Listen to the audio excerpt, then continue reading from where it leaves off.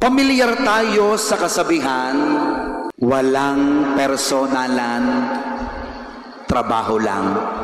Pero nung narinig natin ang mga pagbasa, lalo tigit ang Ebanghelyo, pag ang Diyos ay nagmahal at kumalinga, lahat personalan.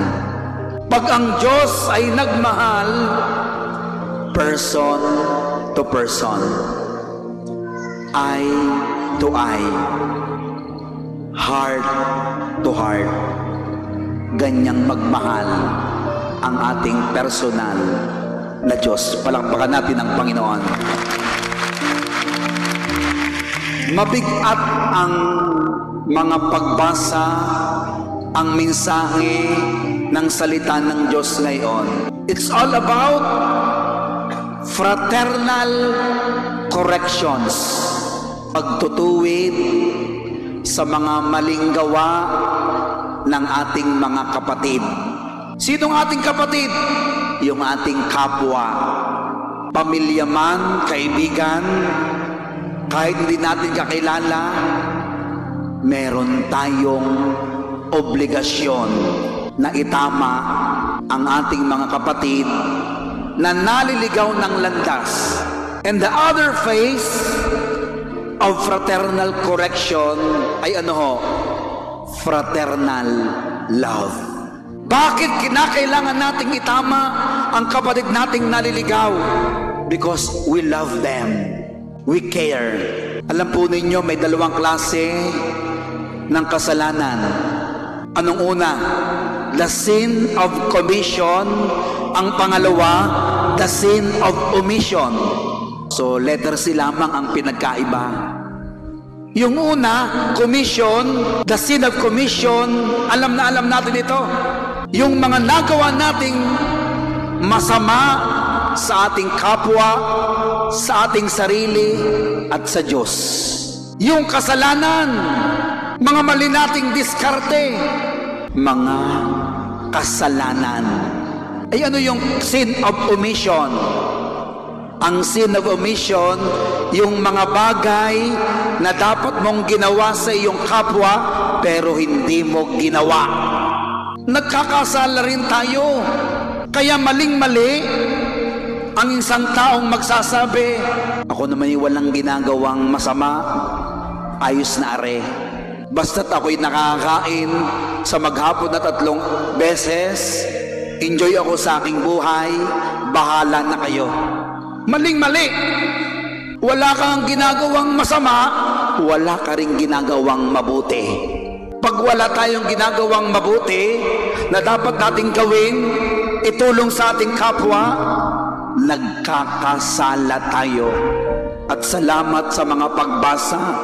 First reading pa lamang, grabe. At tutulungan tayo ng Diyos upang sama-sama nating ayusin ang ating buhay, tulungan natin ang ating mga kapatid na naliligaw ng landas. Palakpakan natin ang Panginoon na laging nagmamahal. Ngayon, fraternal correction, fraternal love, anong ating gagawin? Binanggit po sa Ebanghelyo, step by step. Dahil lahat naman tayo nagkakamali. Ako, ikaw, lahat tayo nagkakasala, nadadapa. Kaya mahirap magtama sa isang taong nagkasala. Pwedeng sabihin sa atin, bakit ikaw, digigiyang ka rin? Nagkasala ako, digigiyang nagkasala din. Mas malaki pa nga ang kasalanan mo sa akin. Kaya mahirap. Pero hindi ibig sabihin, wala ka nang gagawin. Number 1, makinig kayo. Sa aklat ni San Mateo, kung magkasala sa iyo ang kapatid mo, puntahan mo siya at kausapin ng sarilinan. Ibig sabihin, kayo lamang dalawa, personal. Hindi yung nagkamali ang iyong kapatid, ipe-Facebook mo agad, imamarites. Hindi lang marites, marisol. sulsol dito, sulsol doon. Grabe. Ang matindi ay makinig kayo. Ang sabi, yung nagkasala mong kapatid, yun ang iyong pupuntahan. Di tayo ay may ugaling, aba, siya ang nagkasala, siya ang lumapit, siya ang mali, siya ang magpasori. Matindi ang Panginoon. Yung nagkasala pa, ang iyong pupuntahan. Pag nag-usap kayo, sarilinan, kayong dalawa, hindi yung iyong ipapahiya. Oo, tinatama mo, pero pinapahiya mo naman sa ibang tao. Mali po yun. Hindi po ito makakristiyanong pamamaraan. Kinakailangan face to face, eye to eye, person to person. Sino yung nagkasala? Kapatid mo. Sino yung kapatid mo?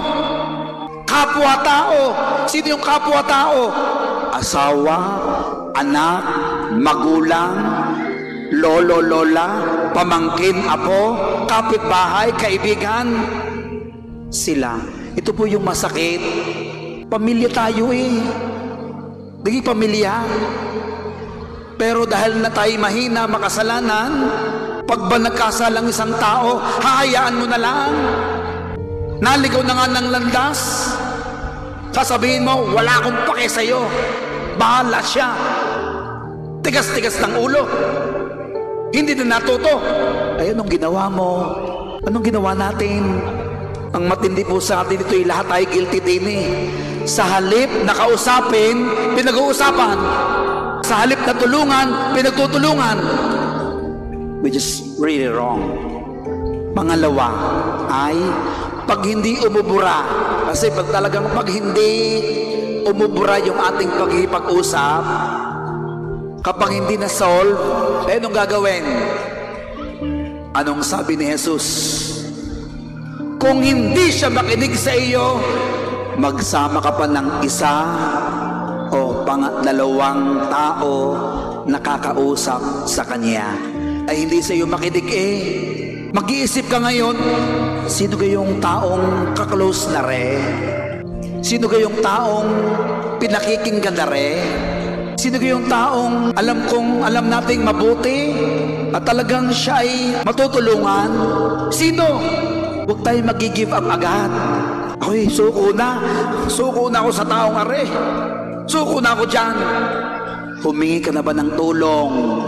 Sapagat tayong lahat, alam natin ang ating personality. May mga taong talaga hindi natin pakikinggan.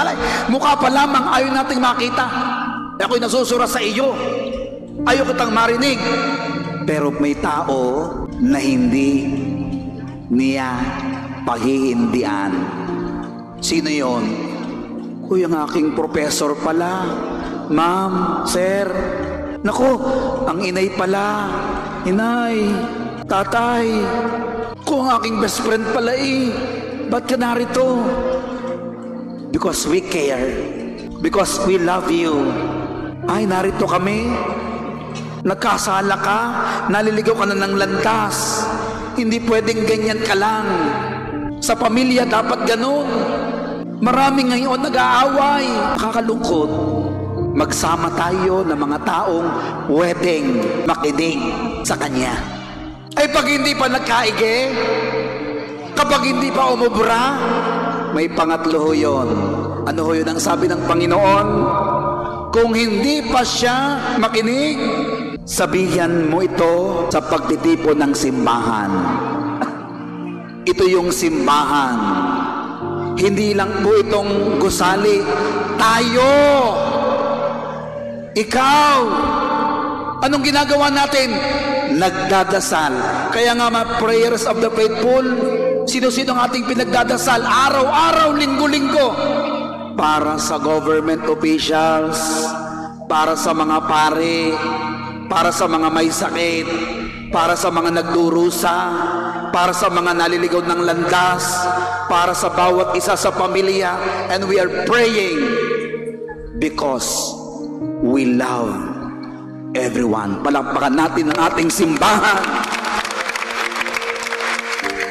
Kaya bawal na bawal sa atin ang walang pakialam. Ay, ayoko hindi na makikialam diyan. Ako'y nakaka-toxic naman. Ala, ayoko. Baka sa akin lang magalit. Ala, baka ako ay mapasama sa gulo.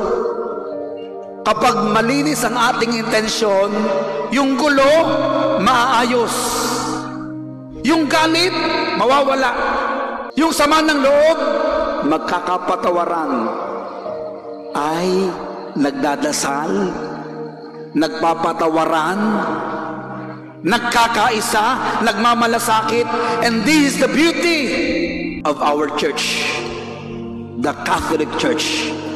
Fraternal correction. And the other name of fraternal correction is fraternal love. Minamahal kong mga kapatid, lahat tayo'y anak ng Diyos.